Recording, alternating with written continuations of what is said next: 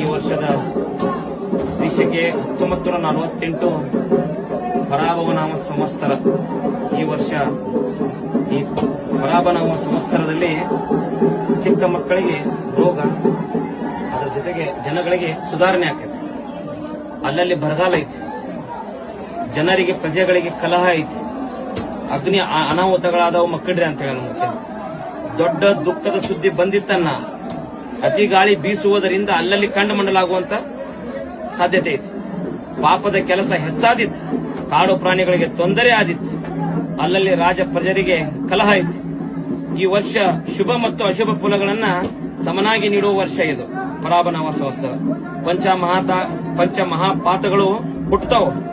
ಉತ್ತರದಲ್ಲಿ ಅಧಿಕ ಮಳೆ ಆಗಿ ಕೆಲವು ಕಡೆ ಅತಿವೃಷ್ಟಿ ಆಗುವ ಸಾಧ್ಯತೆ ಇದೆ, ಹಾಗೂ ವಿಶ್ವದ ಕೆಲವು ಕಡೆ ಭೂಕುಸಿತ ಆಗುವ ಸಾಧ್ಯತೆ ಇದೆ.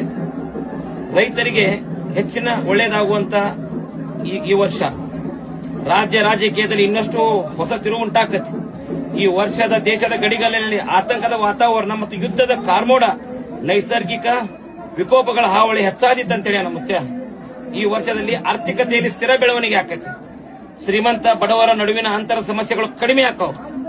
ಈ ವರ್ಷದಲ್ಲಿ ಉತ್ತಮ ಮಳೆ ಆಗುವ ಸಾಧ್ಯತೆ, ಆದರೆ ಭೂಕುಸಿತ, ನೈಸರ್ಗಿಕ ವಿಪತ್ತುಗಳು ಎದುರಾಗಬಹುದು.